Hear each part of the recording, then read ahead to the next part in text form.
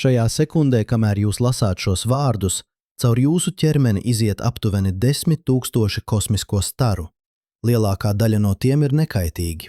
Bet iedomājieties, ka šis skaitlis būtu nevis 10 000, bet 10 miljoni vai 100 miljoni. Jūsu DNS sāktu sabrukt. Šūnas mutētu ātrāk nekā tās spētu atjaunoties. Dzīvība, kādu mēs to pazīstam, būtu neiespējama. Un tomēr mēs esam šeit. Mēs domājam, mēs jūtam, mēs eksistējam. Kāpēc? Atbilde slēpjas ne tikai mūsu planētā, bet arī precīzajā vietā, kur atrodas visa mūsu Saules sistēma – Piena ceļa galaktikā. Vietā, kas statistiski ir gandrīz neiespējama. 2003. gadā astronoms Guillermo Gonzales no Ajovas Universitātes publicēja pētījumu, kas satricināja zinātnisko kopienu. Viņš nebija atklājis jaunu planētu. Viņš nebija atradis ārpuszemes dzīvības pazīmes. Viņš bija atklājis kaut ko daudz satraucošāku. Mūsu Saules sistēma atrodas vietā, kas aizņem tikai aptuveni 10% no visas Piena ceļa platības joslā, kuru zinātnieki tagad sauc par galaktisko apdzīvojamo zonu. Ārpus šīs zonas dzīvība vai nu nevar rasties vispār, vai arī tiek iznīcināta pirms tā paspēja attīstīties līdz sarežģītām formām. Un mēs atrodamies tieši tajā. Bet kas padara šo zonu tik īpašu? Un kāpēc 90% no mūsu galaktikas ir nāves zona jebkurai dzīvai būtnei? Lai saprastu, mums jāsāk ar ceļojumu. Ne pa Zemi, ne pat pa Saules sistēmu. Mums jāceļo uz vienu no bīstamākajām vietām visumā – uz Piena ceļa centru. Uz vietu, kur atrodas supermasīvais melnais caurums – Sagitārijus A zvaigznīte ar masu, kas pārsniedz 4 miljonus Saules masu.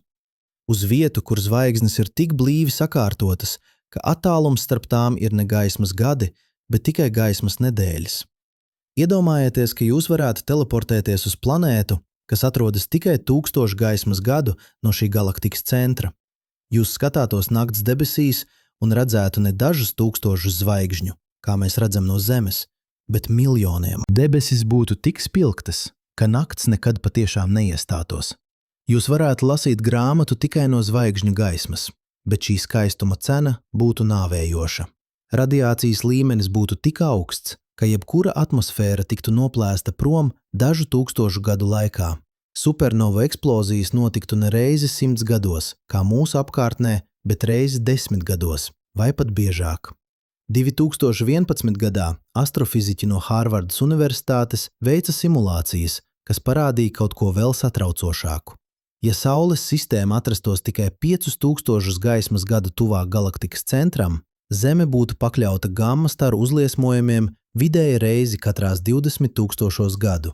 Viens šāds uzliesmojums ilgs tikai 10 sekundes, bet šajās 10 sekundēs tas var iznīcināt ozona slāni pilnībā. Bez ozona slāņa ultravioletais starojums no Saules sterilizētu planētas virsmu dažu mēnešu laikā. Okeāni kļūtu par nāves zonām, sauszeme pārvērstos par tuksnesi, kur izdzīvotu tikai baktērijas dziļi zem Zemes. Bet gamma staru uzliesmojumi nav vienīgais drauds. Galaktikas centrā zvaigznes ir tik blīvi sakārtotas, ka gravitacionālās miedarbības ir neizbēgamas. Zvaigznes regulāri tuvojas viena otrai. Dažreiz tās pat saduras.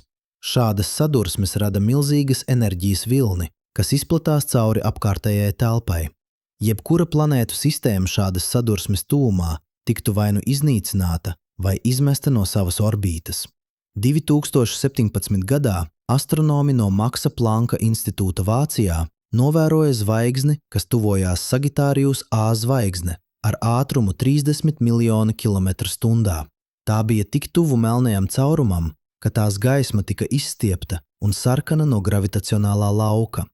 Zvaigzne izdzīvoja, bet jebkura planēta ap šo zvaigzni būtu tikusi pakļauta tādiem plīšanas spēkiem, ka tā būtu saplīsusi gabalos. Šādi notikumi galaktikas centrā nav reti, tie notiek regulāri. Un tad ir pats melnais caurums. Sagitārijus A lielāko daļu laika ir mierīgs, bet reizi dažos gados tas aprī gāzes mākoni vai pat veselu zvaigzni. Kad tas notiek, tas izstaro milzīgu daudzumu rentgena un gamma starojuma. Šis starojums izplatās cauri galaktikas centram kā vilnis, sterilizējot visu, kas atrodas tā ceļā. Galaktikas centrs ir kosmiskā ķīmiskā rūpnīca, vieta, kur radās visi elementi, kas nepieciešami dzīvībai, bet tā arī ir vieta, kur dzīvība nekad nevarēs pastāvēt. Tagad ceļosim pretējā virzienā, uz galaktikas nomali, uz vietu, kas atrodas 60 000 gaismas gadu no centra, gandrīz 2 tālāk nekā mūsu Saules sistēma. Šeit debesis ir gandrīz tukšas, zvaigznes ir retas. Attālums līdz tuvākajai zvaigznei var būt 10 vai pat 20 gaismas gadi. Nakts ir patiešām tumša. Piena ceļš debesīs izskatās nevis kā spilgta josla, bet kā tāla, izplūdusi migla. Šeit nav gamma staru uzliesmojumu, nav supernovu eksploziju, nav bīstamu gravitacionālo miedarbību. Šeit ir mierīgi, droši, bet noblēma nav drošībā. Problēma ir ķīmijā. Atcerieties, ka smago elementu – dzels, oglekļa, skābekļa, silīcija – avots ir supernovu eksplozijas. Kad masīva zvaigzne eksplodē, tā izkliedē šos elementus telpā. Jauni gāzes mākoņi absorbē šos elementus. No šiem mākoņiem veidojas jaunas zvaigznes un planētas. Bet galaktikas nomalē supernovu ir bijis maz. Zvaigznes tur veidojās vēlāk un lēnāk. Tas nozīmē, ka tur ir maz smago elementu. Bez pietiekama daudzuma smago elementu nevar veidoties akmeņainas planētas. Var veidoties tikai gāzes milži, līdzīgi Jupiteram. Bet uz gāzes milža nevar rasties dzīvība. Tur nav cietas virsmas, nav okeānu, nav kontinentu, nav vietas, kur molekulas varētu organizēties sarežģītās struktūrās. 2018. gadā pētnieki no Kalifornijas Tehnoloģiju institūta analizēja 3825 eksoplanētas un atklāja skaidru likumsakarību. Jo tālāk no galaktikas centra atrodas zvaigzne, jo mazāka ir varbūtība, kā ap to riņķo akmeņainas planētas ar pietiekamu smago elementu daudzumu. Galaktikas ārējā trešdaļā šādu planētu gandrīz nav. Tā ir kosmiskā tuksnese, vieta, kur dzīvība nevar rasties ne tāpēc, ka tā tiktu iznīcināta, bet tāpēc, ka tai vienkārši nav materiāla, no kā veidoties. Zinātnieki aprēķina, ka zvaigznei, ap kuru varētu veidoties dzīvībai piemērota planēta, jābūt vismaz 25% bagātākai ar smagajiem elementiem nekā zvaigznēm galaktikas nomalē. Šī atšķirība izklausās maza, bet tā ir kritiska. Tā ir atšķirība starp pasauli, kur var rasties okeāni, un pasauli, kur ir tikai ūdeņraža un hēlija gāze. Un tad ir mēs, 26 000 gaismas gadu no galaktikas centra. Ne pārāk tuvu, ne pārāk tālu. Tieši tajā zonā, kur radiācijas līmenis ir pietiekami zems, lai atmosfēra varētu pastāvēt miljardiem gadu, un kur smago elementu koncentrācija ir pietiekami augsta, lai veidotos akmeņainas planētas ar dzelzs kodolu, silikātu apvalku un ūdens okeāniem. Bet stāsts ir vēl sarežģītāks, jo galaktiskā apdzīvojamā zona nav tikai par vietu, tā ir arī par laiku. Piena ceļš ir aptuveni 13 miljardus gadu vecs.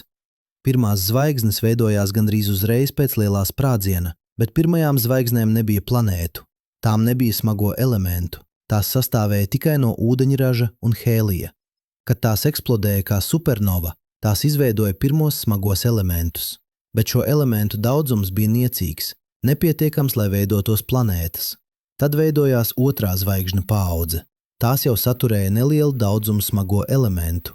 Ap dažām no tām veidojās pirmās planētas, bet šīs planētas bija nabadzīgas ar smagajiem elementiem.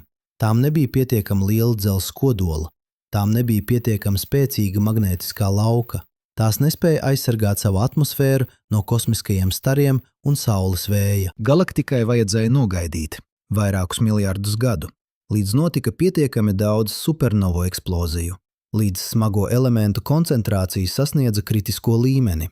Tikai tad varēja veidoties planētas, kas spēj uzturēt dzīvību. Astronomi aprēķina, ka galaktiskā apdzīvojamā zona sāka veidoties tikai pirms aptuveni 10 miljardiem gadu. Pirms tam tās vienkārši nebija. Visa galaktika bija nedzīva. Ne tāpēc, ka apstākļi būtu bijuši pārāk bīstami, bet tāpēc, ka vienkārši nebija materiāla, no kā veidot dzīvību. Pēc tam zona sāka paplašināties, lēni, pakāpeniski, kā riņķi uz ūdens virsmas. Tā sākās galaktikas centrā, kur supernovu bija visvairāk. Pēc tam tā izplatījās uz ārpusi. Ar katru miljonu gadu tā kļuva platāka. Ar katru miljonu gadu vairāk zvaigžņu sistēma nonāca zonā, kur dzīvība varēja rasties. Un mūsu Saules sistēma veidojās tieši tajā brīdī, kad zona sasniedza mūsu apgabalu. Pirms 4,5 miljardiem gadu. Ja Saules sistēma būtu veidojusies tikai miljardu gadu agrāk, smago elementu koncentrācija būtu bijusi par zemu. Zeme būtu mazāka. Tās kodols būtu vājāks. Magnētiskais lauks būtu nepietiekams. Atmosfēra tiktu noplēsta prom. Ja Saules sistēma veidotos tagad, miljardu gadu vēlāk, Saule būtu bagātāka ar smagajiem elementiem. Tā būtu nedaudz karstāka un spilgtāka. Apdzīvojamā zona būtu tālāk. Zeme atrastos pārāk tuvu. Okeāni iztvaikotu. Mēs esam šeit ne tikai pareizajā vietā, bet arī pareizajā laikā. Kosmiskā laika logā, kas ir atvērts tikai dažus miljardus gadu. Pirms tam bija par agru, pēc tam būs par vēlu. Bet ir vēl kaut kas. Kaut kas, kas padara mūsu situāciju vēl neparastāku. Mūsu Saules sistēma ne tikai atrodas pareizajā vietā, pareizajā laikā, tā arī pārvietojas pareizajā ātrumā. Piena ceļš nav statisks disks, tas rotē, bet dažādas daļas rotē ar atšķirīgu ātrumu. Galaktikas centrs rotē ātrāk, nomale lēnāk. Un cauri visam diskam pārvietojas spirālveida blīvuma viļņi, spirālie stari, kur zvaigžņu un gāzes koncentrācija ir lielāka. Šie spirālie stari nav fiziski objekti. Tie ir blīvuma viļņi, līdzīgi satiksmes sastrēgumam uz autoceļa. Zvaigznes iebrauc spirālajā starā, palēninās, pēc tam izbrauc un atkal pātrinās. Bet spirālie stari ir bīstami. Tur veidojas jaunas zvaigznes.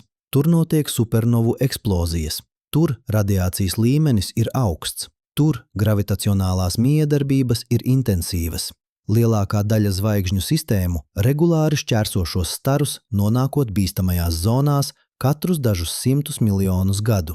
Bet mūsu Saules sistēma pārvietojas ar tādu ātrumu, ka tā gandrīz nekad nešķērso spirālos starus. Mēs ceļojam pa galaktiku kā automašīna, kas vienmēr brauc tieši starp satiksmes sastrēgumiem. Mēs rotējam ap galaktikas centru ar tādu pašu ātrumu, ar kādu rotē spirālie stari. Tas nozīmē, ka mēs vienmēr paliekam starp tiem. 2020. gadā astronomi no Eiropas Dienvidu observatorijas aprēķināja, ka Saules sistēma pēdējo 4 miljardus gadu ir šķērsojusi spirālo staru tikai 2 reizi. Lielākā daļa citu zvaigžņu sistēmu mūsu attālumā no galaktikas centra to ir darījušas vismaz 10 reizes, dažas pat 20 reizes. Katru reizi, kad zvaigžņu sistēma šķērso spirālo staru, tā tiek pakļauta paaugstinātam radiācijas līmenim. Katru reizi pastāv risks, ka tūmā eksplodēs supernova. Katru reizi planētas atmosfēra tiek pakļauta papildu stresam. Šī retā stabilitāte ir ļāvusi Zemei saglabāt stabilas klimatiskās apstākļus pietiekami ilgi, lai dzīvība varētu attīstīties no vienkāršām baktērijām līdz sarežģītiem daudzšūnu organismiem. Bez šīs stabilitātes dzīvība iespējams būtu palikusi primitīva, vai arī būtu izzudusi pilnībā. Tagad apvienosim visus šos faktorus kopā. Mums vajag pareizo vietu galaktikā, ne pārāk tuvu centram, ne pārāk tālu no centra. Mums vajag pareizo laiku galaktikas vēsturē, ne pārāk agri, ne pārāk vēlu. Mums vajag pareizo orbītu, tādu, kas nešķērso spirālos starus pārāk bieži. Mums vajag pareizo zvaigznes tipu, ne pārāk karstu, ne pārāk augstu. Mums vajag pareizo planētas izmēru, ne pārāk lielu, ne pārāk mazu. Un tad ir vēl 10 citu parametru. Magnētiskais lauks, kas aizsargā no kosmiskajiem stariem. Tektoniskā aktivitāte, kas reciklē oglekli un uztur planētas iekšējo siltumu. Liels pavadonis, mēnesis, kas stabilizē planētas asas slīpumu un novērš dramatiskas klimata izmaiņas. Gāzes milži ārējā sistēmā, Jupiters un Saturns, kas novirza asteroīdus un komētas, kas citādi triektos Zemē. Pareizais attālums no galaktikas plaknes, kas samazina kosmisko staru daudzumu. Pareizā orbītas ekscentricitāte, kas nav ne pārāk eliptiska, ne pārāk apļveida. Katrs no šiem parametriem ir kritisks, un katrs no tiem ir precīzi noregulēts mūsu Saules sistēmā. Varbūtība, ka visi šie parametri sakritīs nejauši, ir astronomiski maza. 2022. gadā starptautiska pētnieku grupa no 12 universitātēm publicēja visaptverošu analīzi par galaktisko apdzīvojamību. Viņi aprēķināja, ka tikai aptuveni 1% no visām zvaigžņu sistēmām piena ceļā atrodas zonā, kur dzīvība varētu teorētiski rasties un attīstīties līdz sarežģītām formām. Tas ir aptuveni 3 miljardi zvaigžņu sistēmu. Izklausās pēc liela skaitļa, bet piena ceļā ir 300 miljardi zvaigžņu. Tas nozīmē, ka 99% no galaktikas ir nedzīva zona, un no šiem 3 miljardiem potenciāli apdzīvojamo zvaigžņu sistēmu tikai neliela daļa atrodas pareizajā vietā, pareizajā laikā ar pareizo orbītu. Zinātnieki aprēķina, ka šis skaitlis varētu būt tikai dažas desmitiem miljonu vai pat mazāk. Mēs esam tajā niecīgajā daļā, un tas ved mūs pie vissatraucošākā jautājuma. Vai tas viss ir nejaušība? Vai arī mēs esam šeit tieši tāpēc, ka tikai šeit mēs varam būt? Šis jautājums ved mūs pie viena no dziļākajiem filozofiskajiem paradoksiem mūsdienu zinātnē – antropiskā principa. Idejas, ka visums izskatās tieši tāds, kāds tas ir, tāpēc, ka ja tas būtu citāds, mēs nebūtu šeit, lai to novērotu. Mēs esam galaktiskajā drošības zonā ne tāpēc, ka esam īpaši izvēlēti, bet tāpēc, ka tikai šeit mēs varam uzdot šo jautājumu. Iedomājieties, ka jūs uzmetat kauliņu 100 reizes un katru reizi iegūstat sešinieku. Jūs domājat, ka kaut kas nav kārtībā, ka kauliņš ir viltots. Bet tagad iedomājieties, ka pastāv miljards paralēlu visumu. Katrā no tiem kauliņš tiek mests 100 reizes. Vienā no šiem visumiem nejauši izkrīt 100 sešinieki pēc kārtas. Un tieši šajā visumā atrodas novērotājs, kas redz šo neiespējamo rezultātu un brīnās. Bet viņš nevar redzēt visus pārējos visumus, kur rezultāts bija parasts. Varbūt mēs esam šajā vienīgajā visumā, kur visi parametri nejauši sakrita. Un mēs nevaram redzēt visus pārējos visumus, kur tie nesakrita, jo tur nav neviena, kas varētu skatīties. Bet vai tas ir apmierinošs skaidrojums, vai arī tas ir tikai veids, kā izvairīties no dziļāka jautājuma? Jo antropiskais princips neizskaidro, kāpēc parametri ir tieši tādi, kādi tie ir. Tas tikai saka, ka ja tie būtu citādi, mēs nebūtu šeit. Bet tas neatbild uz jautājumu, kāpēc tie ir tieši tādi. Daži zinātnieki piedāvā citu skaidrojumu. Varbūt parametri nav nejauši, varbūt tie ir saistīti. Varbūt pastāv kāds dziļāks likums, kas nosaka, ka ja viens parametrs ir noteiktā vērtībā, tad arī citi parametri automātiski ieņem pareizās vērtības. Varbūt visums nav nejauši noregulēts dzīvībai. Varbūt tas ir strukturēts tā, ka dzīvība ir neizbēgams sekas. Bet šis skaidrojums rada vēl dziļāku jautājumu. Ja visums ir strukturēts dzīvībai, kas to strukturēja? Vai arī šī struktūra ir pašradīta? Vai arī mēs vienkārši pārceļam problēmu uz dziļāku līmeni? Lai saprastu, mums jāpaskatās uz to, kas notiek ārpus mūsu drošības zonas, uz to, kāda ir dzīvība, vai drīzāk tās neesamība galaktikas bīstamajās zonās, un uz to, vai mēs patiešām esam vienīgie, kas uzdod šos jautājumus. Jo ja galaktiskā apdzīvojamā zona aizņem tikai 1% no galaktikas, bet galaktikā ir 300 miljardi zvaigžņu, tas joprojām nozīmē 3 miljardus potenciāli apdzīvojamu zvaigžņu sistēmu. Kur ir pārējie? Kur ir citas civilizācijas? Kāpēc mēs nedzirdam viņu signālus? Kāpēc mēs neredzam viņu tehnoloģiju pēdas? Šis ir slavenais Fermi paradokss, un tas kļūst vēl satraucošāks, kad mēs sapratām par galaktisko apdzīvojamo zonu. Jo ja mēs esam pareizajā vietā, tad arī citiem vajadzētu būt šeit. Ja mēs esam pareizajā laikā, tad arī citiem vajadzētu būt šeit. Ja mēs esam pareizajā orbītā, tad arī citiem vajadzētu būt šeit.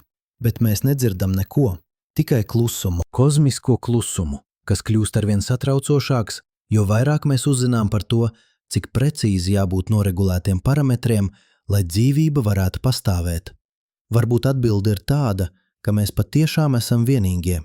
Varbūt varbūtība ir tik maza, ka pat 3 miljardos potenciāli apdzīvojamo zvaigžņu sistēmu dzīvība ir radusies tikai vienu reizi pie mums. Varbūt mēs esam galaktikas pirmā civilizācija, vai arī vienīgā. Vai arī varbūt atbilde ir daudz satraucošāka. Varbūt citas civilizācijas ir bijušas, bet tās vairs nav. Varbūt pastāv kāds lielais filtrs, kāds posms attīstībā, ko lielākā daļa civilizāciju nespēja pārvarēt. Varbūt šis filtrs ir aiz mums, varbūt dzīvības rašanās ir tik neiespējami reta, ka mēs esam vienīgie, kas to pārvarēja. Vai arī varbūt šis filtrs ir vēl priekšā. Varbūt katra civilizācija, kas sasniedz noteiktu tehnoloģisko līmeni, neizbēgami iznīcina sevi. Šie jautājumi nav tikai akadēmiski, tie ir eksistenciāli. Jo atbildi uz tiem nosaka, kā mēs raugāmies uz savu vietu visumā. Vai mēs esam kosmiskā nejaušība, vai arī mēs esam neizbēgama sekas, vai mēs esam vienīgie, vai arī mēs esam tikai vieni no daudziem. 2019. gadā Eiropas kosmosa aģentūra publicēja simulāciju, kas parādīja kaut ko satraucošu. Viņi bija izveidojuši detalizētu modeli tam, kas notiktu ar Zemi, ja tā atrastos tikai 3000 gaismas gadu tuvāk galaktikas centram. Rezultāti bija šokējoši. Pirmajā simulācijas gadā nekas īpašs nenotika. Otrajā gadā arī nē, bet 33. gadā notika supernova eksplozija tūmā esošajā zvaigžņu kopā. Gamma staru uzliesmojums sasniedza Zemi 87 gadus vēlāk. Kas notika tālāk, bija kā lēna apokalipse. Gamma stari nesadedzināja planētu uzreiz, tie darīja kaut ko daudz bīstamāku. Tie sāka ķīmiski pārveidot augšējo atmosfēru. Slāpekļa molekulas sadalījās un reaģēja ar skābekli, veidojot slāpekļa oksīdus. Šie oksīdi sāka iznīcināt ozonu. Ne uzreiz, bet pakāpeniski gadu pēc gada ozonu slānis kļuva plānāks. Pēc 100 gadiem tas bija zaudējis pusi no savas biezuma, pēc 200 gadiem 75%. Un tad sākās īstā katastrofa. Ultravioletais starojums no Saules, kas iepriekš tika bloķēts, tagad brīvi sasniedza planētas virsmu. Okeānu virsējie slāņi kļuva par nāves zonu fitoplanktona. Šie mikroskopiskie organismi, kas ražo vairāk nekā pusi no visa Zemes skābekļa, sāka mirt. Pārtikas ķēde sabruka no apakšas uz augšu. Zivis, jūras zīdītāji, putni, viens pēc otra. Uz sauszemes situācija nebija labāka. Augi, kas nebija pielāgoti tik intensīvam ultravioletajam starojumam, sāka ciest no DNS bojājumiem. Ražas samazinājās, meži sāka izzust. Bet simulācija turpinājās. Pēc 500 gadiem planēta bija atpazīstama tikai pēc formas. Okeāni joprojām bija tur, bet tie bija gandrīz tukši. Sauszeme bija klāta ar izturīgām baktērijām un dažiem primitīviem organismiem, kas bija attīstījuši aizsardzību pret radiāciju. Bet sarežģītā dzīvība, zīdītāji, putni, lielākie augi bija izzudusi. Un tas viss no vienas vienīgas supernova eksplozijas. Tagad iedomājieties, ka jūs dzīvojat zonā, kur šādas eksplozijas notiek ne reizi 1000 gadu, bet reizi 10 gados, vai pat biežāk. Tieši tāda ir situācija galaktikas centrālajā zonā. Tur zvaigžņu blīvums ir tik liels, ka masīvās zvaigznes, tās, kas beidzas kā supernova, ir visur. Tās dzimst, dzīvo savu īso intensīvo dzīvi un pēc tam eksplodē, izkliedējot nāvējošu radiāciju pa apkārtējo telpu. 2023. gadā astrofiziķi no Tokijas universitātes aprēķināja supernovu biežumu dažādās galaktikas daļās. Viņu dati bija precīzi un satraucoši. Zonā, kas atrodas 1000 gaismas gadu no galaktikas centra, supernova notiek vidēji reizi katrās 2 līdz 3 desmitgadēs. Zonā, kas atrodas 5000 gaismas gadu no centra, reizi 100 līdz 200 gados. Mūsu zonā 26,000 gaismas gadu no centra reizi 2 līdz 3 miljonus gadu. Atšķirība nav tikai kvantitatīva, tā ir kvalitatīva. Centrālajā zonā dzīvība nevar attīstīties, jo tā tiek pastāvīgi attiestatīta. Katru reizi, kad organismi sāk kļūt sarežģītāki, nāk jauns gamma staru uzliesmojums un viss sākas no jauna. Tas ir kā mēģināt uzbūvēt māju viesuļvētras zonā. Jūs varat sākt, bet jūs nekad nepabeigsiet. Bet radiācija nav vienīgā problēma. Ir vēl kaut kas, kas padara galaktikas centru par nedzīvu zonu. Gravitācija. Galaktikas centrā atrodas supermasīvais melnais caurums – Sagitārijus A zvaigznīte. Tā masa ir 4.300.000 Saules masu. Šis objekts nav tikai masīvs, tas ir gravitācijas monstrs, kas izkropļo telpu un laiku ap sevi. Bet pats melnais caurums nav galvenā problēma. Problēma ir tā ietekme uz apkārtējām zvaigznēm. Zonā, kas atrodas 10 gaismas gadu no Sagitārijus A zvaigznes, pārvietojas ar ātrumiem, kas sasniedz vairākus tūkstošus kilometru sekundē. Tās riņķo ap melno caurumu pa ļoti izstieptām orbītām. Dažas no tām pietuvojas melnajam caurumam tik tuvu, ka tās tiek pakļautas ekstremāliem gravitācijas spēkiem. Šie spēki rada paisuma efektus. Ne tikai uz pašām zvaigznēm, bet arī uz jebkurām planētām, kas varētu ap tām riņķot. Iedomājieties planētu, kas atrodas ap zvaigzni, kura riņķo ap galaktikas centrālo melno caurumu. Katru reizi, kad zvaigzne tuvojas melnajam caurumam, gravitācijas spēki uz planētu mainās. Dramatiski.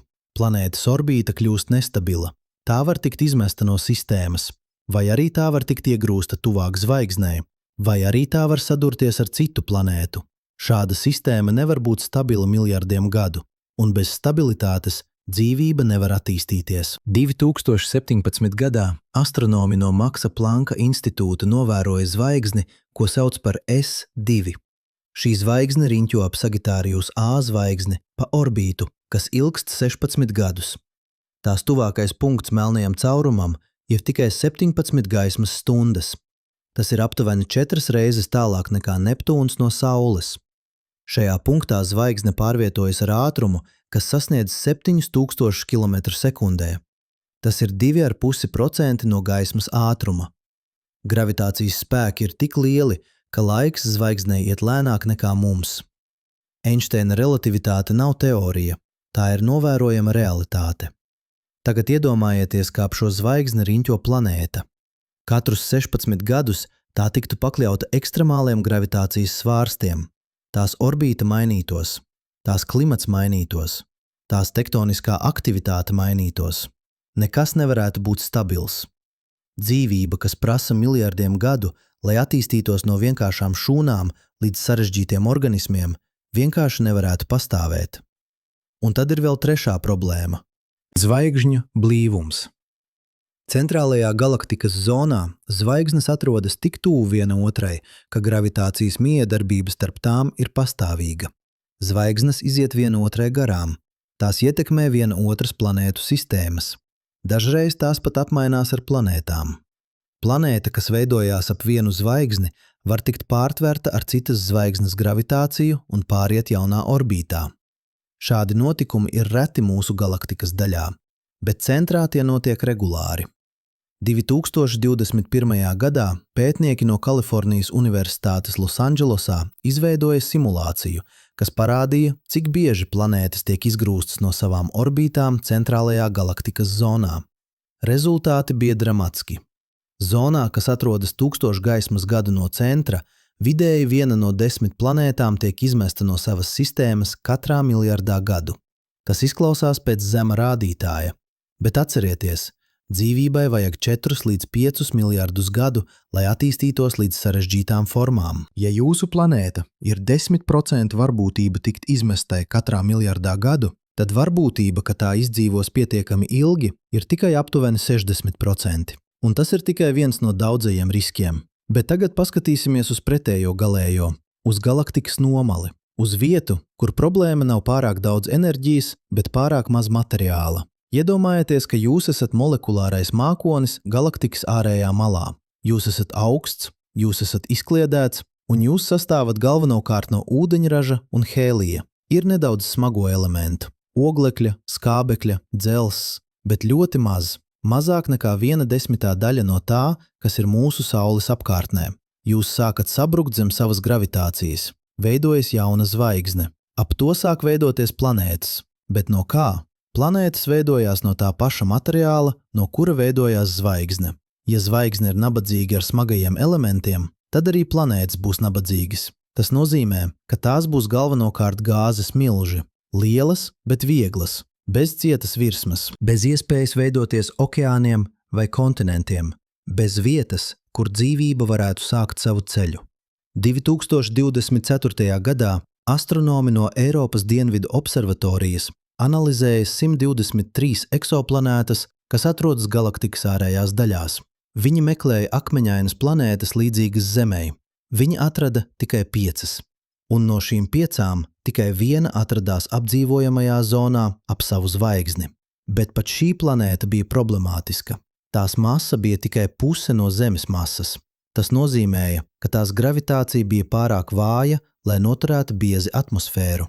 Bez biezas atmosfēras ūdens nevar pastāvēt šķidrā veidā, un bez šķidra ūdens dzīvība, kāda mēs to pazīstam, nevar rasties. Bet problēma nav tikai planētu sastāvā, tā ir arī to ķīmijā. Dzīvība prasa daudzveidību. Tai vajag oglekli, lai veidotu sarežģītas molekulas, tai vajag slāpekli, lai veidotu aminoskābes, tai vajag fosforu, lai veidotu DNS, tai vajag dzelzi, lai veidotu hemoglobīnu. Tai vajag 10 dažādu elementu, katru precīzās proporcijās. Un visi šie elementi nāk no zvaigznēm, no supernovu eksplozijām, no neitronu zvaigžņu sadursmēm. Galaktikas ārējā malā šādu notikumu ir bijis maz. Zvaigznes tur veidojās vēlāk, tās bija mazākas. Mazāk no tām beidzās kā supernova.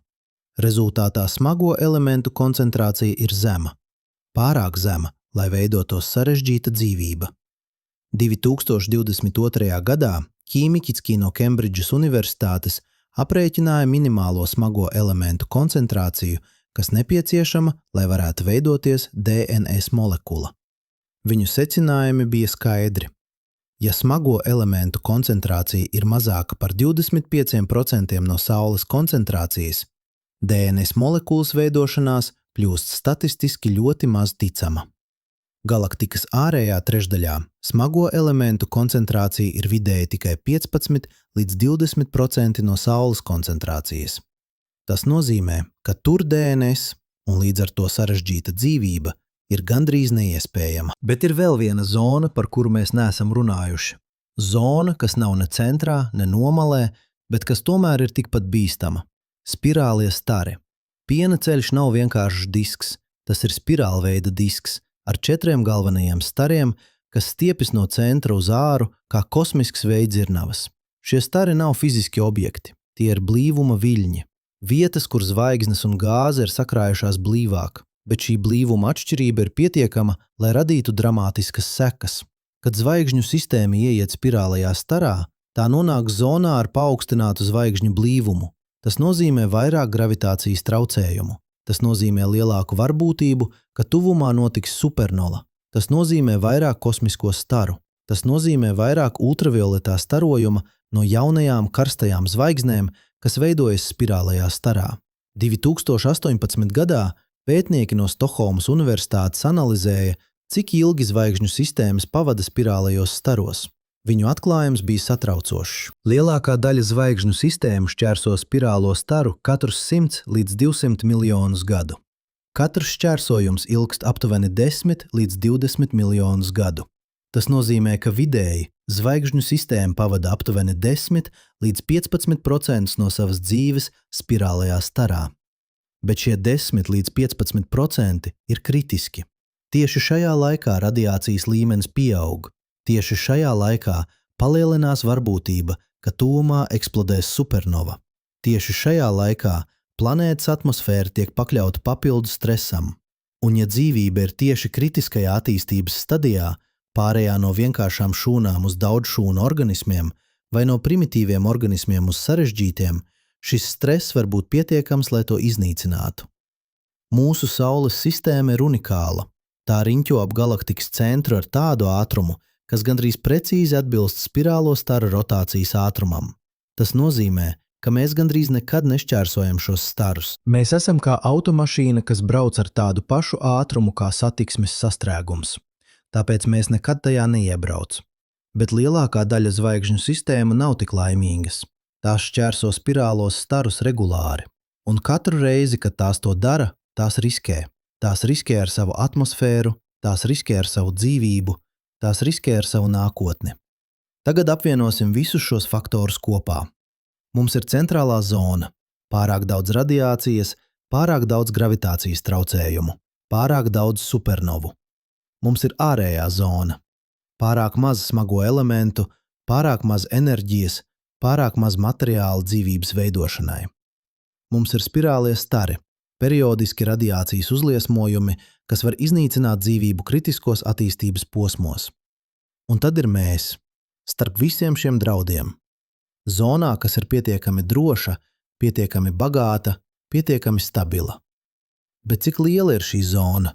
Cik daudz vietas ir galaktikā, kur dzīvība var ne tikai rasties, bet arī attīstīties līdz sarežģītām formām? 2025. gadā starptautiska pētnieku grupa no 17 universitātēm izveidoja visaptverošu galaktiskās apdzīvojamības karti.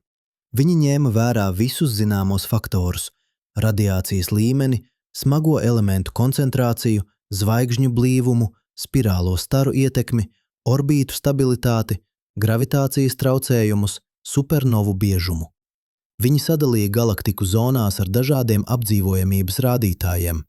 Rezultāti bija fascinējoši un satraucoši. Augstās apdzīvojamības zona, zona, kur dzīvība var ne tikai rasties, bet arī attīstīties līdz sarežģītām formām bez pārāk lieliem traucējumiem, aizņem tikai aptuveni 3% no galaktikas kopējās platības. Tā ir šaura josla, kas atrodas aptuveni 20 līdz 30 tūkstošus gaismas gadu no galaktikas centra. Tieši tur, kur esam mēs. Vidējās apdzīvojamības zona. Zona, kur dzīvība var rasties, bet tās attīstība ir apgrūtināta ar regulāriem radiācijas uzliesmojumiem vai gravitācijas traucējumiem. Aizņem aptuveni 10%. Zemes apdzīvojamības zona. Zona, kur dzīvība teorētiski var rasties, bet praktiski gandrīz nekad to neizdarīs. Aizņem aptuveni 20%. Un pārējie 67% ir nedzīva zona. Vieta, kur dzīvība vienkārši nevar pastāvēt. Bet pat augstās apdzīvojamības zonā nav visas vietas vienādi labas. Ir optimālās vietas. Vietas, kur visi parametri ir gandrīz ideāli, un ir mazāk optimālās vietas.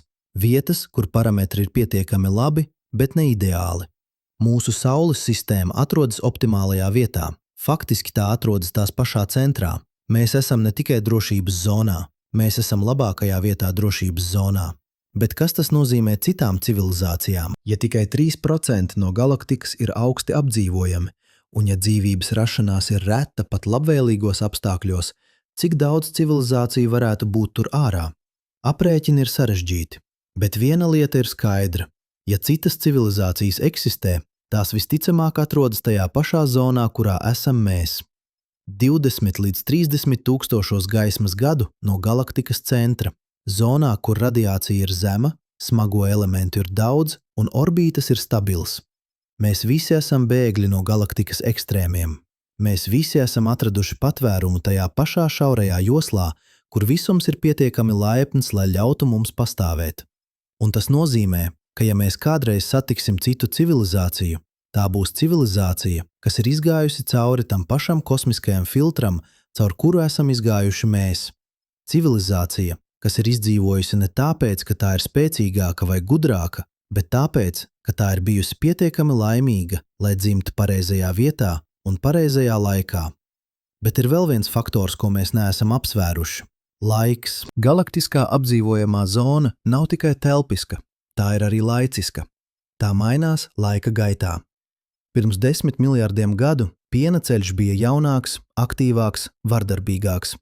Zvaigznes veidojās ātrāk, supernovu bija vairāk, radiācijas līmenis bija augstāks, apdzīvojamā zona bija šaurāka un atradās tuvāk centram. Bet tad galaktika sāka novecot. Zvaigžņu veidošanās temps samazinājās, supernovu kļuva mazāk, galaktika kļuva mierīgāka. Un apdzīvojamā zona sāka paplašināties un pārvietoties uz āru. Šis process nav bijis vienmērīgs. Tas ir bijis pakāpenisks ar svārstībām. Dažreiz galaktika piedzīvoja aktivitātes uzliesmojumus, kad tā sadūrās ar mazākām galaktikām. Šīs sadursmes izraisīja jaunas zvaigžņu veidošanās vilnis. Radiācijas līmenis pieauga, apdzīvojamā zona sarāvās, bet pēc tam aktivitāte atkal samazinājās. Zona atkal paplašinājās. 2019. gadā astrofiziķi no Heidelbergas Universitātes izveidoja detalizētu modeli piena ceļa evolūcijai pēdējo 10 miljardu gadu laikā. Viņi izsekoja, kā mainījās apdzīvojamā zona. Viņu atklājums bija satraucošs. Zona, kurā mēs tagad atrodamies, kļuva patiešām apdzīvojama, pietiekami droša un pietiekami bagāta ar smagajiem elementiem tikai pirms aptuveni 5 līdz 6 miljardiem gadu. Pirms tam tā bija vai nu pārāk bīstama, vai arī pārāk nabadzīga, un mūsu Saules sistēma veidojās pirms 4,5 miljardiem gadu. Tieši tajā laika logā, kad zona bija kļuvusi pietiekami droša, bet vēl nebija sākusi sarauties. Mēs esam šeit ne tikai pareizajā vietā, bet arī pareizajā laikā. Kosmiskajā laika logā, kas ir atvērts tikai dažus miljardus gadu. Bet kas notiks nākotnē? Vai mūsu drošības zona paliks droša? Atbilde ir sarežģīta. No vienas puses, galaktika turpina novecot. Zvaigžņu veidošanās temps turpina samazināties. Supernovu kļūst mazāk. No šī viedokļa mūsu zona kļūst arvien drošāka, bet no otras puses ir jauni riski. Pēc aptuveni 4 miljardiem gadu Piena ceļš sadursies ar Andromēdas galaktiku. Šī sadursme izraisīs milzīgu zvaigžņu veidošanās vilni. Radiācijas līmenis pieaugs, gravitācijas traucējumi kļūs biežāki. Apdzīvojamā zona var dramatiski mainīties. 2023. gadā astronomi no Kolumbijas Universitātes simulēja, kas notiks ar mūsu Saules sistēmu pēc Piena ceļa un Andromēdas sadursmes. Viņa prognozes bija pārsteidzošas. Ir 75% varbūtība, ka Saules sistēma tiks izmesta tālāk no jaunās galaktikas centra. Mēs varētu nonākt zonā, kas ir drošāka no radiācijas, bet nabadzīgāka ar smagajiem elementiem. Ir 25% varbūtība, ka mēs palikšam aptuveni tajā pašā attālumā, un ir mazāk nekā 1% varbūtība, ka mēs tiksim iegrūsti tuvāk centram. Bet tas viss notiks pēc 4 miljardiem gadu. Līdz tam laikam Saule būs kļuvusi par sarkanā milzi, Zeme būs aprijusi. Jautājums par apdzīvojamo zonu būs akadēmisks, vismaz šai planētai, bet tas nozīmē kaut ko dziļāku. Tas nozīmē, ka apdzīvojamā zona nav tikai telpisks jēdziens, tā ir arī laicisks jēdziens. Tā ir 4 dimensiju loga, 3 telpas dimensijas un 1 laika dimensija, kurā dzīvība var rasties un attīstīties. Un šis loks ir ierobežots, tas atveras, tas aizveras. Un mēs esam šeit tieši tajā brīdī, kad tas ir atvērts. 2025. gadā Japāņu astrobiologs Takeshi Nakamura veica eksperimentu, kas mainīja mūsu izpratni par dzīvības robežām. Viņš ņēma baktēriju sugu Deinococcus radiodurans, organismu, kas spēj izdzīvot radiācijas līmeņos, kuri nogalinātu cilvēku 1000 reižu, un pakļāva to apstākļiem, kas simulēja galaktikas centrālo zonu. Gamma staru intensitāte bija 10 000 reižu lielāka nekā uz Zemes. Temperatūras svārstījās no -150 līdz +300 grādiem. Kosmisko staru plūsma bija nepārtraukta. Pirmās 24 stundas baktērijas izdzīvoja. Pēc 48 stundām 75% joprojām bija dzīvi, bet pēc nedēļas viss bija beidzies. Pat visizturīgākais zināmais organisms uz Zemes nespēja izturēt apstākļus, kas valda galaktikas centrā. Nakamura rakstīja savā ziņojumā: Mēs esam sasnieguši fundamentālu robežu. Nav runa par to, ka dzīvība centrālajā zonā ir grūta, tā ir neiespējama. Vismaz dzīvība, kas balstās uz DNS un olbaltumvielām. Bet šis eksperiments atklāja kaut ko vēl satraucošāku. Kad Nakamura analizēja mirušās baktērijas, viņš atklāja, ka tās nebija vienkārši nomirušas. To DNS bija sadalījusies tik fundamentālā līmenī, ka molekulas vairs nebija atpazīstamas. Ķīmiskās saites, kas tur kopā dzīvības pamatu, bija sagraustas, kas nebija tikai organisma nāve, tas bija pašas dzīvības ķīmijas iznīcināšana. Un tomēr zinātnieki turpināja jautāt, vai patiešām nav veida, kā dzīvība varētu pastāvēt šādos apstākļos? Vai mūsu izpratne par dzīvību nav pārāk šaura? Vai mēs meklējam pareizajās vietās? 2026. gadā ķīmiķi no Massachusetts Tehnoloģiju institūta izveidoja teorētisku modeli dzīvībai, kas balstās uz silīciju, nevis oglekli. Silīcijs ir tieši zem oglekļa periodiskajā tabulā. Tam ir līdzīgas ķīmiskās īpašības, tas var veidot garas molekulu ķēdes, Teorētiski tas varētu būt dzīvības pamats, bet ir viena kritiska atšķirība. Silīcija savienojumi ir daudz mazāk stabili augstās temperatūrās. Tie sadalās virs aptuveni 200 grādiem. Tas nozīmē, ka silīcija dzīvība varētu pastāvēt tikai augstās vidēs. Ļoti augstās. Temperatūrās, kas ir tuvu absolūtajam nulles punktam. Vai šādas vietas eksistē galaktikā? Jā, starpzvaigžņu mākoņi. Tumšās nebūs. Vietas, kur temperatūra ir tikai 10 līdz 20 grādi virs absolūtā nulles punkta. Vietas, kur nav zvaigžņu, kur nav radiācijas, kur ir tikai augstums un tumsa un lēnas, ļoti lēnas ķīmiskās reakcijas. Iedomājieties dzīvību, kas kustas tik lēni, ka viens tās gads ilgst miljoniem mūsu gadu. Dzīvību, kas domā tik lēni, ka viena doma aizņem gadsimtus.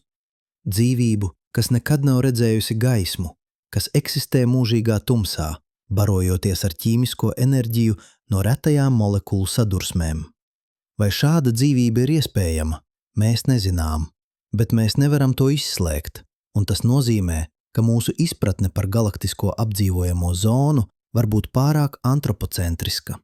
Mēs meklējam dzīvību, kas ir līdzīga mums, kas vajag ūdeni, kas vajag siltumu, kas vajag gaismu, bet varbūt visums ir pilns ar dzīvības formām, kuras mēs vienkārši neatpazīstam, jo tās ir pārāk atšķirīgas no visa, ko esam redzējuši. Tomēr ir iemesls, kāpēc zinātnieki koncentrējas uz oglekļa dzīvību. Ogleklis ir unikāls. Tas var veidot 4 ķīmiskās saites vienlaicīgi. Tas nozīmē, ka tas var radīt ārkārtīgi sarežģītas molekulas – DNS, RNS, olbaltumvielas, lipīdi. Visi dzīvības pamatelementi ir balstīti uz oglekļa spēju veidot sarežģītas struktūras. Silīcijs var veidot līdzīgas struktūras, bet tās ir daudz vienkāršākas, daudz mazāk elastīgas, daudz mazāk piemērotas sarežģītai dzīvībai. 2024. gadā bioķīmiķi no Kembridžas Universitātes aprēķināja, cik sarežģītas molekulas var veidot dažādi elementi. Ogleklis var veidot molekulas ar miljoniem ātomu, silīcijs tikai ar dažiem tūkstošiem, citi elementi vēl mazāk. Tas nozīmē, ka ja sarežģīta dzīvība ar smadzenēm, ar apziņu, ar spēju domāt, ir iespējama, tā visticamāk ir balstīta uz oglekli. Un oglekļa dzīvībai vajag noteiktus apstākļus. Tai vajag šķidrs šķīdinātājs, visbiežāk ūdens. Tai vajag enerģijas avots, visbiežāk zvaigznes gaisma. Tai vajag stabila vide, planēta ar atmosfēru un magnētisko lauku. Tai vajag laiks, miljardi gadu, lai attīstītos no vienkāršām molekulām līdz sarežģītiem organismiem. Un visi šie nosacījumi ir izpildīti tikai galaktiskajā drošības zonā. Ne galaktikas centrā, ne nomalē, ne spirālajos staros.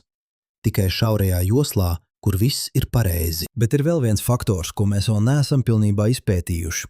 Faktors, kas var būt tikpat svarīgs kā visi pārējie kopā. Un tas ir inteliģences rašanās.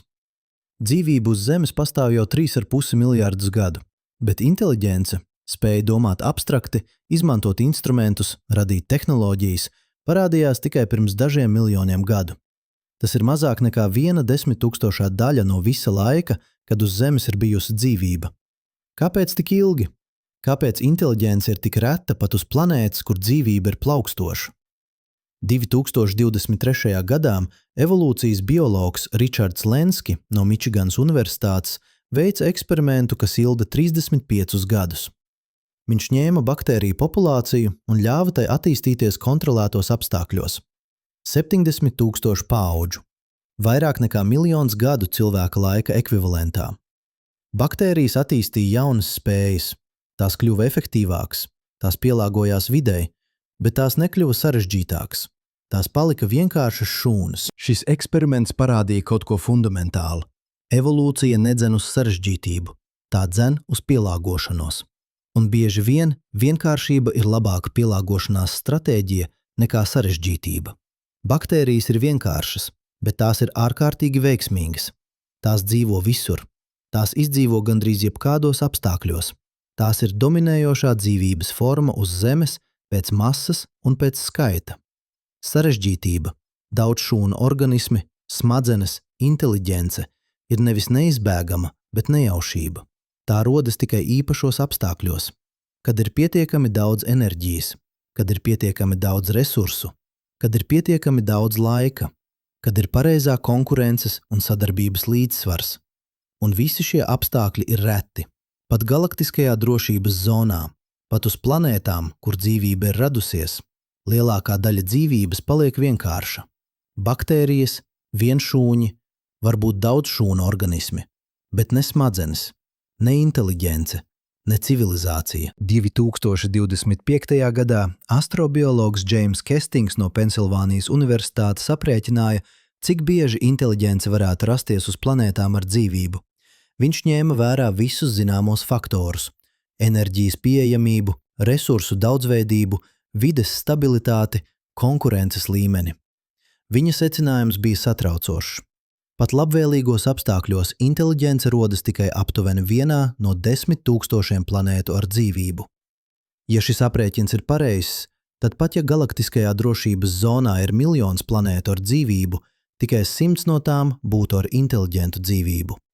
Un ja ņemam vērā, ka civilizācijas var rasties un izzust, ka tās var pastāvēt tikai īsu laiku pirms pašiznīcināšanās vai dabiskas katastrofas, tad vienlaicīgi eksistējošo civilizāciju skaits var būt vēl mazāks, varbūt 10, varbūt 5, varbūt tikai 1 – mēs. Šī doma ir gan satraucoša, gan iedvesmojoša.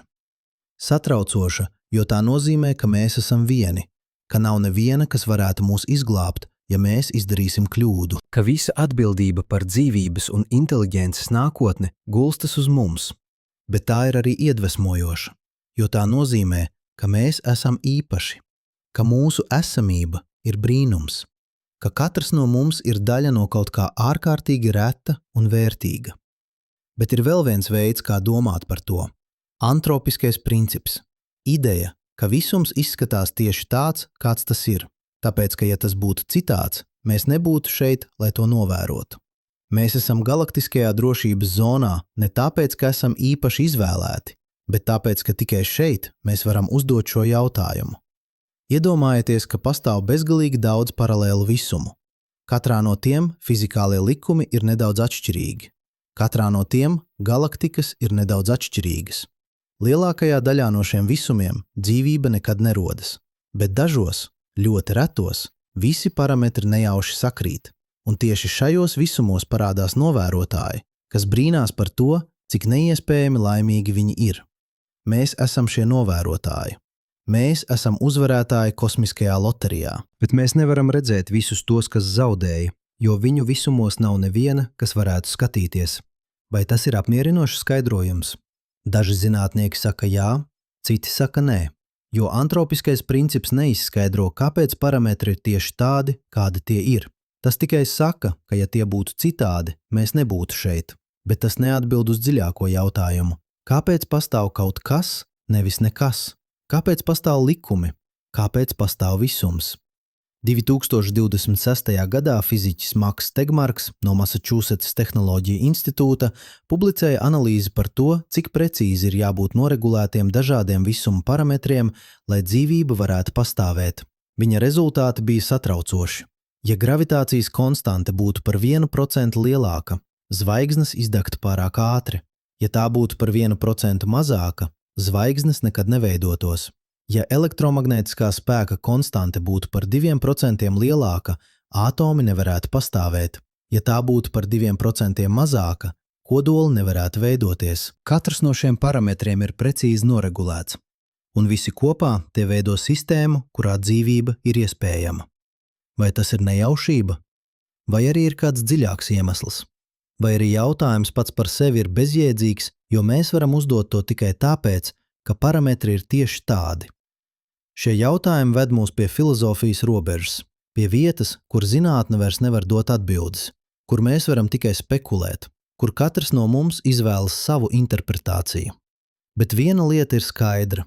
Mēs dzīvojam visumā, kas ir precīzi noregulēts dzīvībai. Mēs dzīvojam galaktikā, kas ir precīzi noregulēta dzīvībai. Mēs dzīvojam zonā, kas ir precīzi noregulēta dzīvībai. Un mēs dzīvojam laikā, kas ir precīzi noregulēts dzīvībai. Katrs no šiem līmeņiem ir filtrs. Katrs no tiem izslēdz lielāko daļu iespēju. Un mēs esam izgājuši cauri visiem. Mēs esam izdzīvojuši visus filtrus. Mēs esam šeit. Un ar šo apzināšanos nāk atbildība.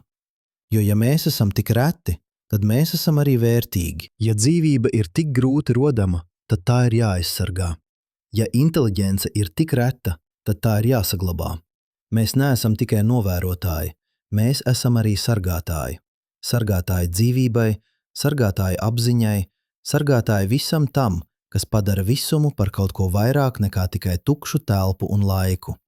Kosmiskā arhitektūra nav tikai par fizikālajiem likumiem un konstantēm.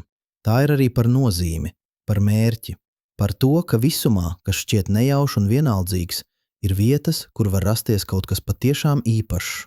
Vietas, kur matērija var kļūt par dzīvību, kur dzīvība var kļūt par apziņu, kur apziņa var kļūt par sapratni.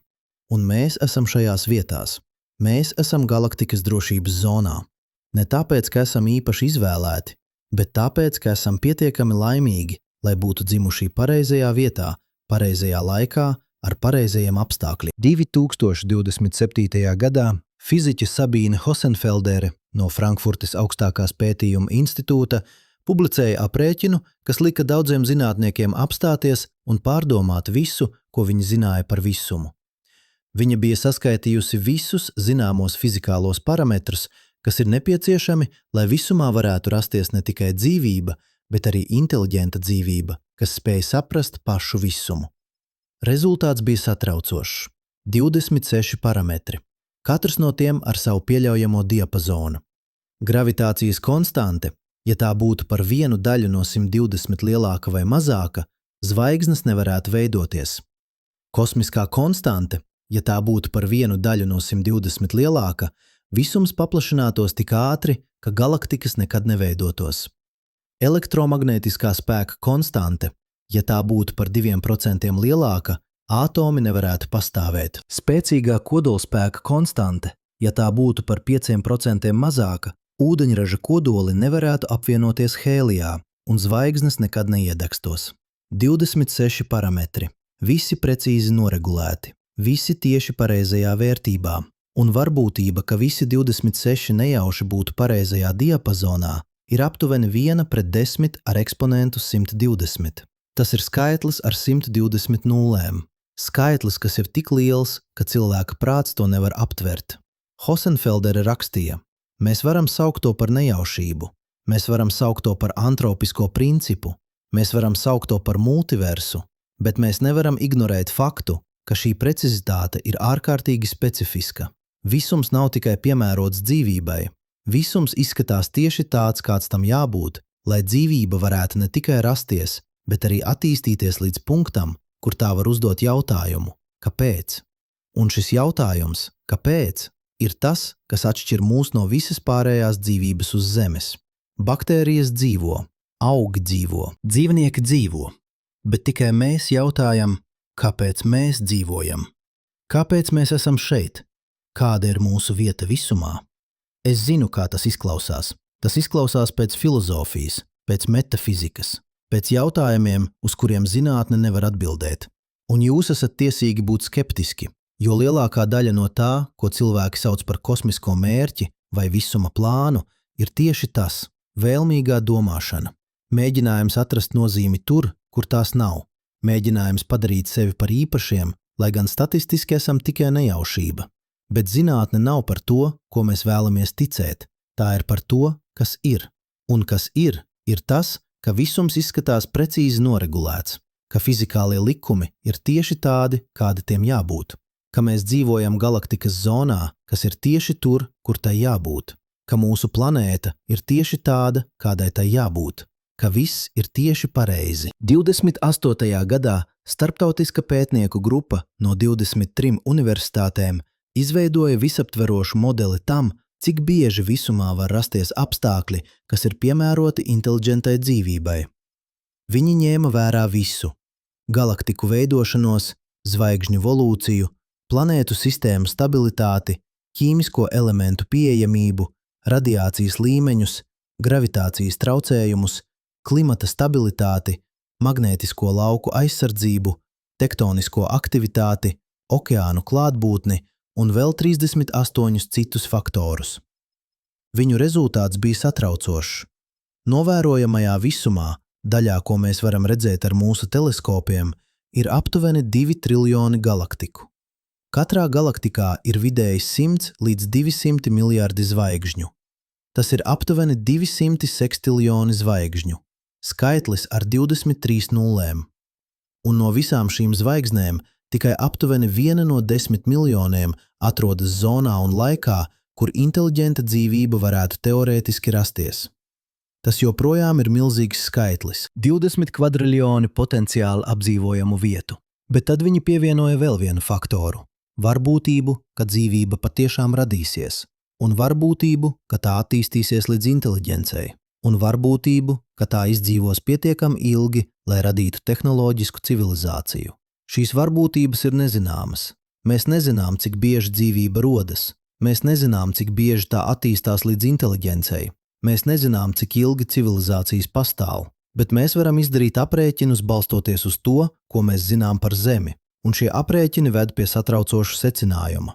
Ja dzīvības rašanās ir tikpat reta, cik reti ir visi nepieciešamie apstākļi, tad novērojamajā visumā var būt tikai dažas tūkstoši civilizāciju, vai dažas simti, vai dažas desmiti, vai, un šī iespēja ir tikpat ticama kā jebkura cita, tikai viena – mēs.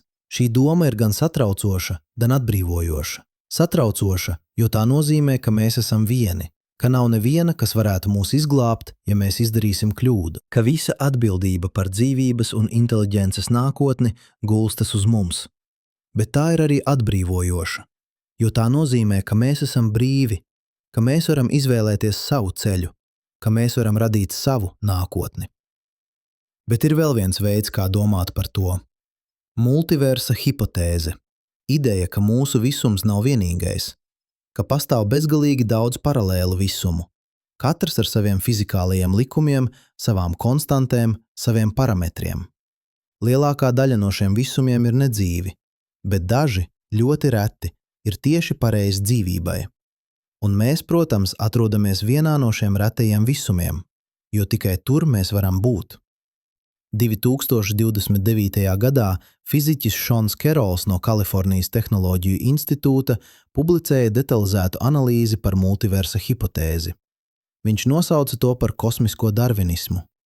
Ideja ir šāda. Varbūt visumus var veidoties no citiem visumiem. Varbūt melnie caurumi rada jaunus visumus. Varbūt kvantuma fluktuācijas rada jaunus visumus. Un katrs no šiem jaunajiem visumiem ir nedaudz atšķirīgs. Nedaudz atšķirīgas konstantas, nedaudz atšķirīgi likumi. Lielākā daļa no šiem visumiem sabrūk uzreiz. Vai arī tie paplašinās tik ātri, ka neko nevar veidoties. Vai arī tajos nav pietiekami spēcīgas gravitācijas, lai veidotos zvaigznes. Bet daži, ļoti reti, ir stabilī.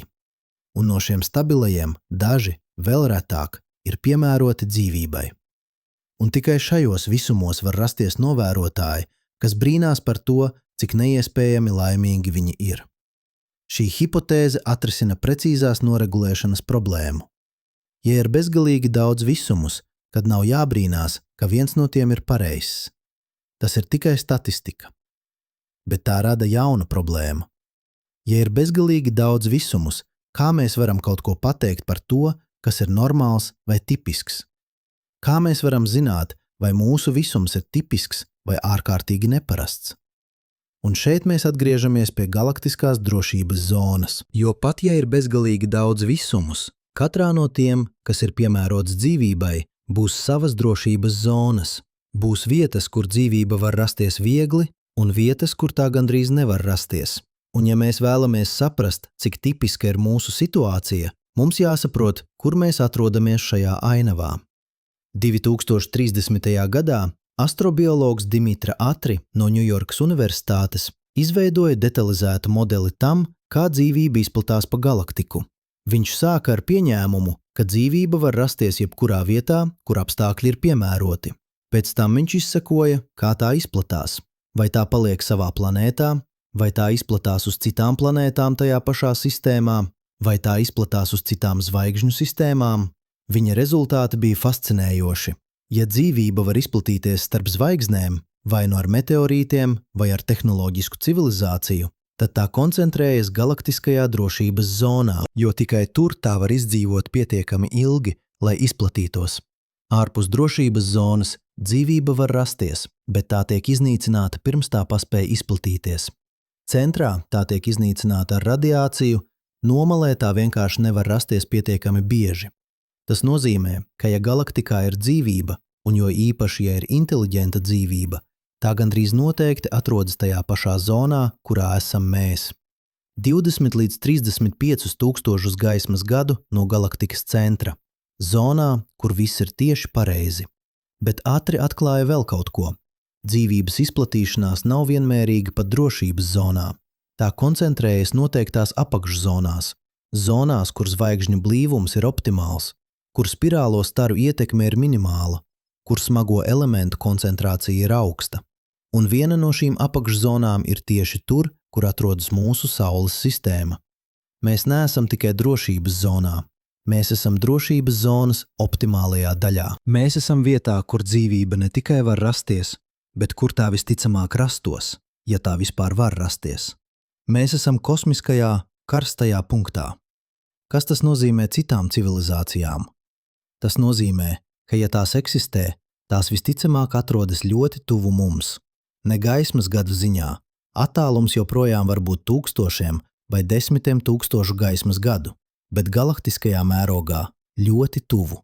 Tajā pašā spirālajā starā, tajā pašā apakšzonā, tajā pašā kosmiskajā kaimiņattiecībā. 2031. gadā SETI institūts sāka jaunu meklēšanas programmu, kas koncentrējās tieši uz šo zonu. Viņi vairs nemeklēja visā debesīs.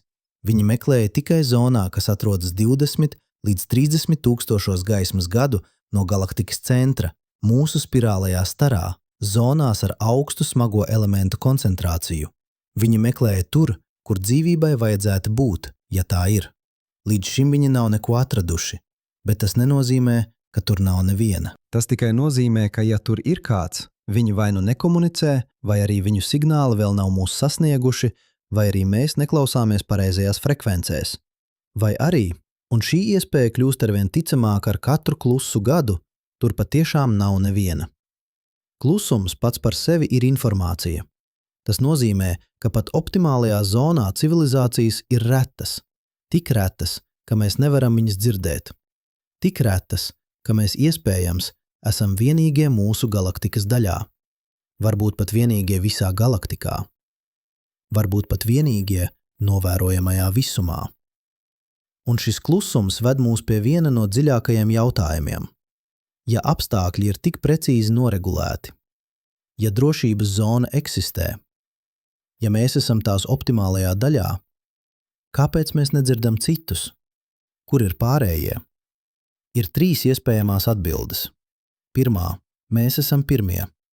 Galaktika ir pietiekami veca, lai dzīvība būtu radusies, bet mēs esam pirmā civilizācija, kas ir attīstījusies līdz tehnoloģiskam līmenim.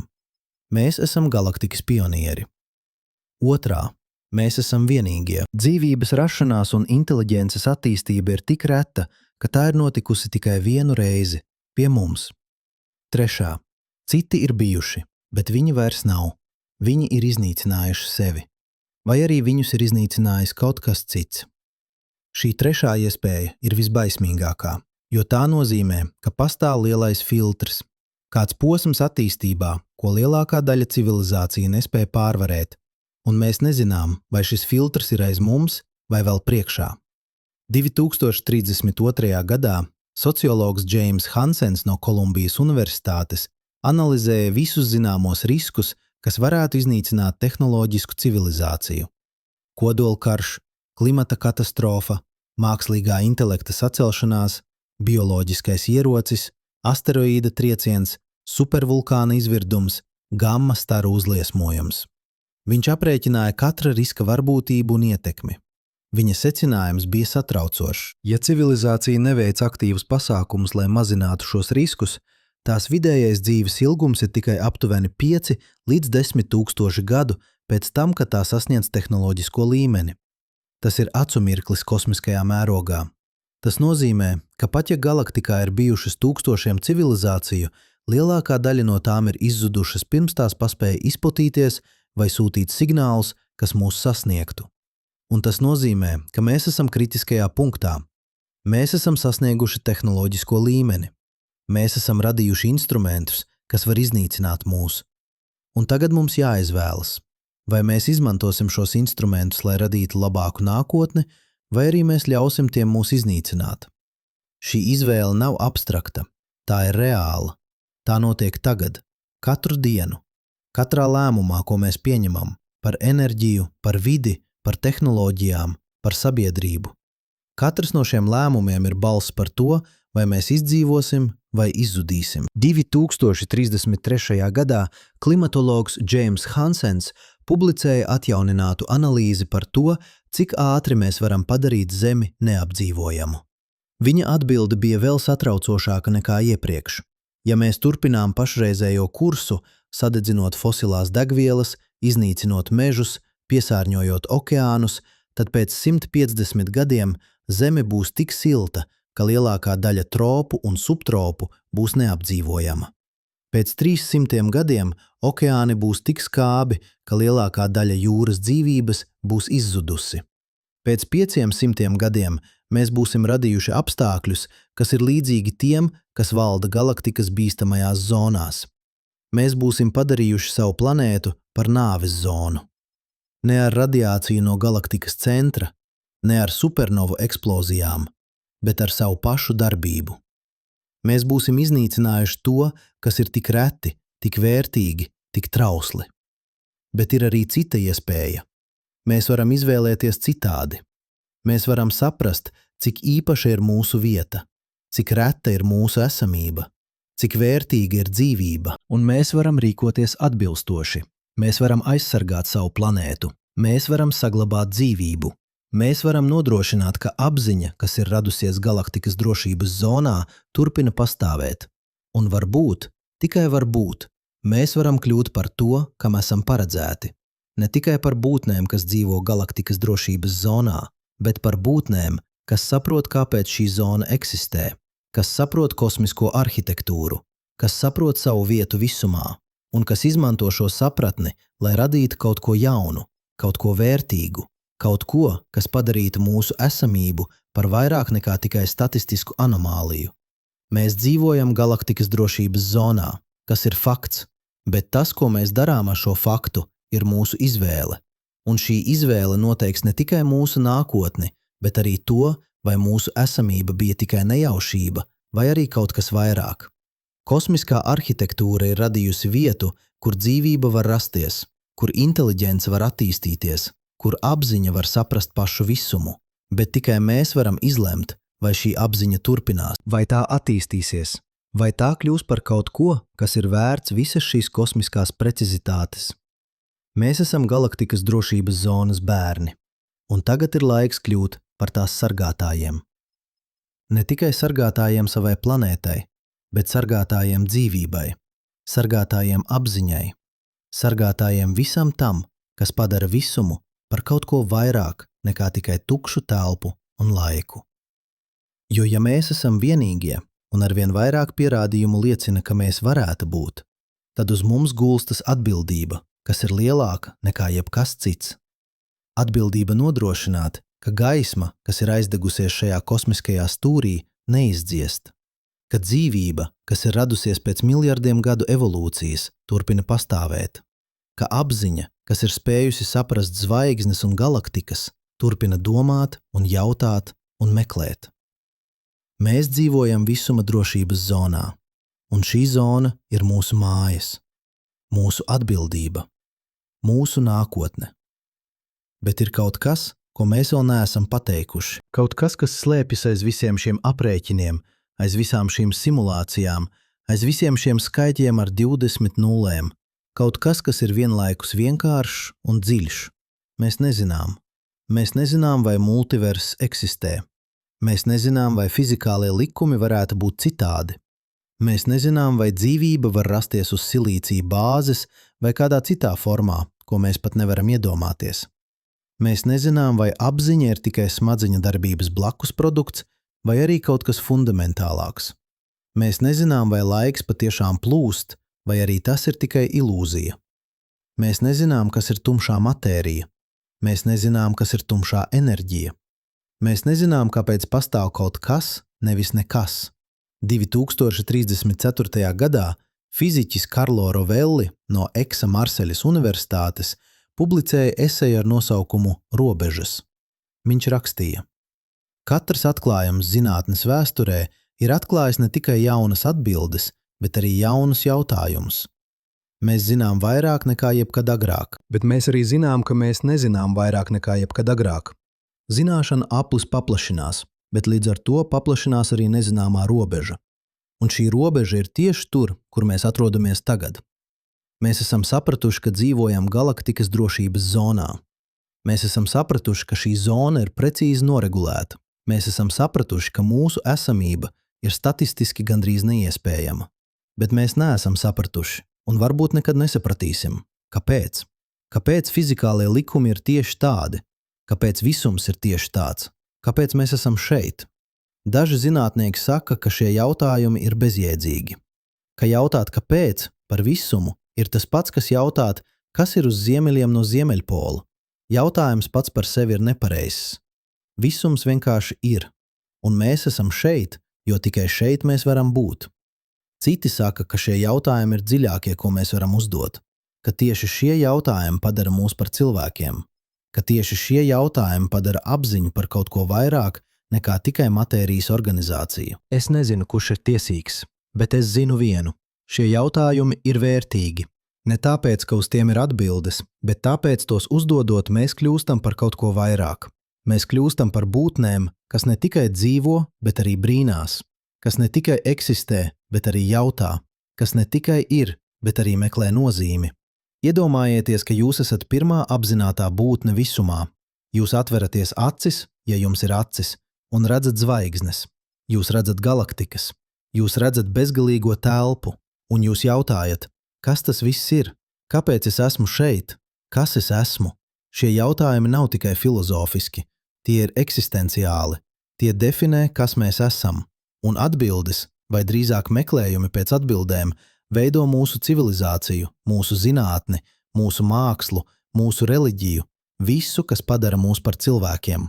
2035. gadā neirozinātnieks Anils Sets no Saseksas Universitātes publicēja pētījumu par apziņas dabu.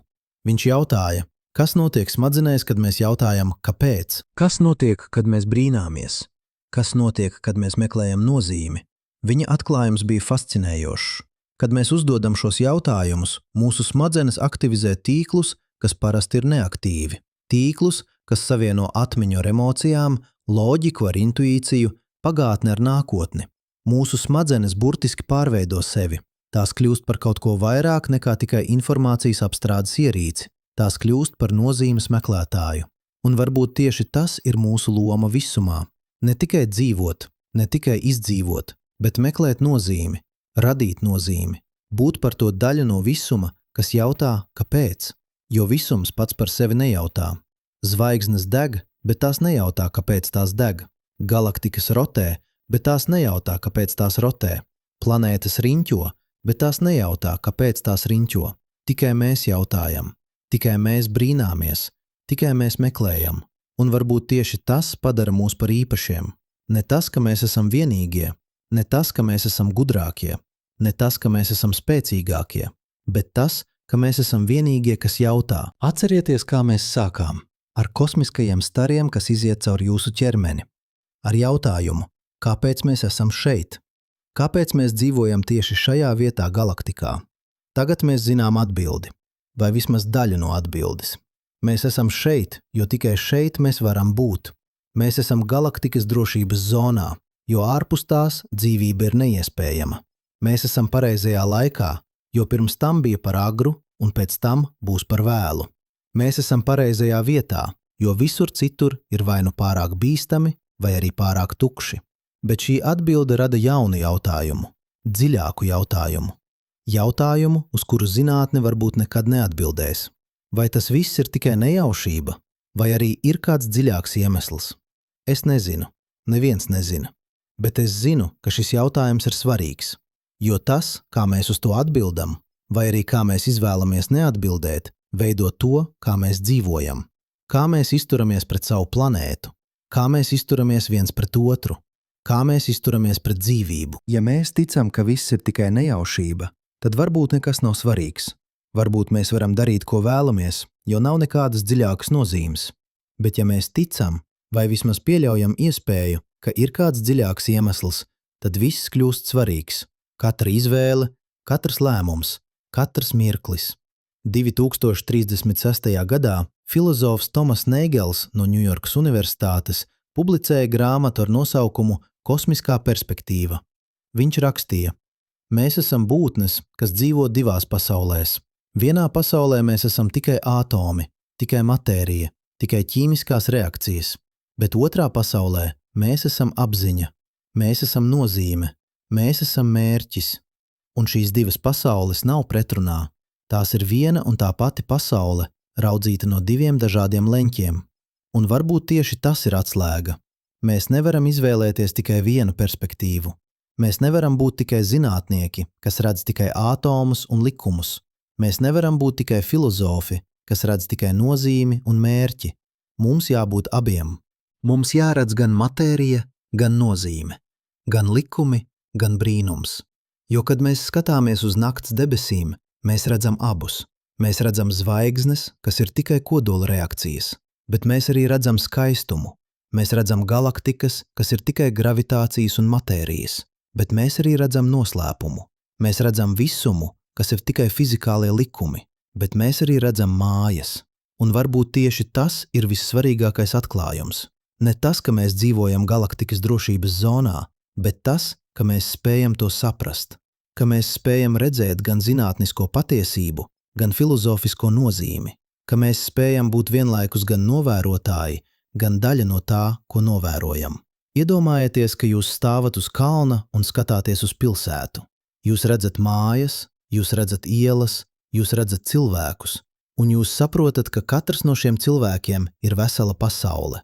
Katram ir savi sapņi, savas bailes, savas cerības, un jūs saprotat, ka jūs esat viens no viņiem, ka jūs esat vienlaikus novērotājs un novērotais. Tieši tāpat ir ar visumu.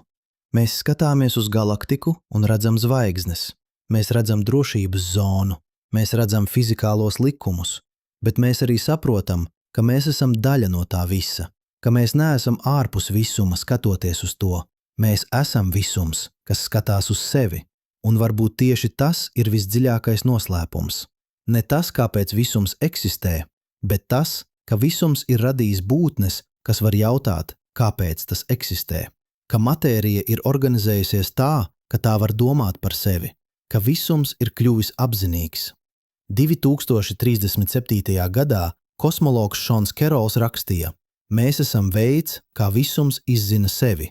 Mēs esam veids, kā matērija kļūst apzinīga. Mēs esam veids, kā nekas kļūst par kaut ko. Un tas ir brīnums, kas ir tikpat liels kā jebkurš fizikālais likums. Un varbūt tieši tas ir atbilde uz mūsu sākotnējo jautājumu. Kāpēc mēs dzīvojam galaktikas drošības zonā? Ne tāpēc, ka esam īpaši izvēlēti, ne tāpēc, ka ir kāds kosmisks plāns, bet tāpēc, ka tikai šeit, tikai šajā šaurajā joslā, kur viss ir tieši pareizi, visums var radīt būtnes, kas jautā, kāpēc. Tikai šeit matērija var kļūt par dzīvību, tikai šeit dzīvība var kļūt par apziņu, tikai šeit apziņa var kļūt par sapratni, un tikai šeit sapratne var kļūt par brīnumu. Mēs esam galaktikas drošības zonas bērni, bet mēs esam arī vairāk. Mēs esam visuma veids, kā izzināt sevi. Mēs esam matērijas veids, kā kļūt apzinīgai. Mēs esam nekas, kas ir kļuvis par kaut ko. Un ar šo apzināšanos nāk ne tikai atbildība, bet arī brīvība. Jo ja mēs esam visuma apziņa, tad mēs varam izvēlēties, kāds būs visums. Vismaz mūsu daļā, vismaz šeit, galaktikas drošības zonā, kur mēs dzīvojam. Mēs varam izvēlēties aizsargāt dzīvību, vai arī to iznīcināt.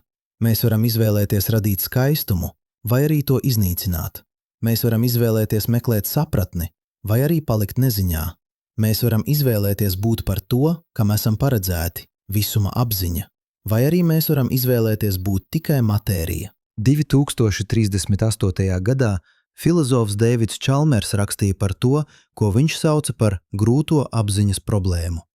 Kāpēc fizikālie procesi smadzenēs rada subjektīvo pieredzi? Kāpēc ir kaut kas, ko nozīmē būt man? Kāpēc es nejūtos tikai kā robots, kas apstrādā informāciju, bet gan kā būtne, kas patiešām piedzīvo? Viņš neatrada atbildi. Neviens nav atradis. Bet viņš rakstīja, varbūt šis jautājums ir vissvarīgākais, jo tas ir jautājums par to, kas mēs esam. Un varbūt atbilde nav zinātniska, varbūt tā ir filozofiska, vai arī varbūt tā ir abas. Un varbūt tieši tas ir mūsu liktenis – neatrast galīgo atbildi, bet turpināt jautāt, turpināt meklēt, turpināt brīnīties, jo tieši šī meklēšana padara mūs par cilvēkiem. Tieši šis brīnums padara dzīvību par vērtīgu. Tieši šis jautājums padara visumu par kaut ko vairāk nekā tikai tukšu telpu un laiku. Atcerieties, kā mēs sākām. Ar kosmiskajiem stariem, ar jautājumu, kāpēc? Tagad mēs esam ceļojuši cauri galaktikai, cauri laikam, cauri zinātnei un filozofijai. Un mēs esam atgriezušies pie tā paša jautājuma, bet tagad tas ir dziļāks, bagātāks, pilnīgāks. Kāpēc mēs esam šeit? Mēs esam šeit, jo visums ir tāds, kāds tas ir, jo fizikālie likumi ir tādi, kādi tie ir, jo galaktika ir tāda, kāda tā ir, jo mūsu planēta ir tāda, kāda tā ir, jo dzīvība ir tāda, kāda tā ir, jo apziņa ir tāda, kāda tā ir. Bet mēs esam šeit arī tāpēc, ka mēs jautājam, jo mēs meklējam, jo mēs brīnāmies, jo mēs esam visuma veids, kā izzināt sevi. Un varbūt tas ir pietiekami, varbūt mums nav vajadzīga dziļāka atbilde, varbūt pats jautājums ir atbilde, varbūt pats meklējums ir mērķis, varbūt pats brīnums ir nozīme. Jo, kad jūs skatāties uz nakts debesīm un redzat piena ceļu, to izplūdušo joslu, kas šķērso debesis, jūs redzat savu māju, ne tikai savu planētu, ne tikai savu saules sistēmu, bet savu galaktisko apkaimi, savu drošības zonu, savu vietu visumā.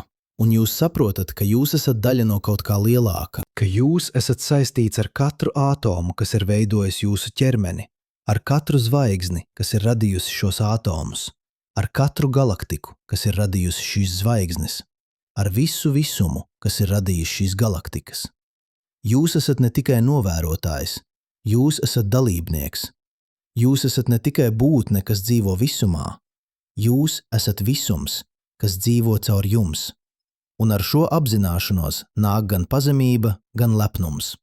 Pazemība, jo jūs saprotat, cik mazi jūs esat, cik īss ir jūsu dzīves laiks, cik niecīga ir jūsu vieta kosmiskajā mērogā.